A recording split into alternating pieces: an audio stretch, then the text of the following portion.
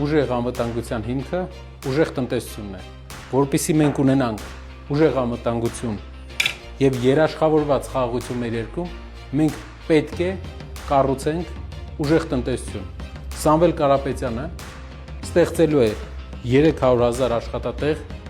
Հայաստանում։ 0%-ով հարկել փոքր բիզնեսը, որպեսզի փոքր բիզնեսը զարգանա։ Մատչելի բժշկություն ենք ունենալու մեր երկրում։ Բոլոր գյուղական համայնքներում լինելու են մթերման կայաններ, բազմաթիվ մթերման կայաններ, որպեսզի մեր գյուղացու բերքը այլևս չվաճառված չմնա։ Եվ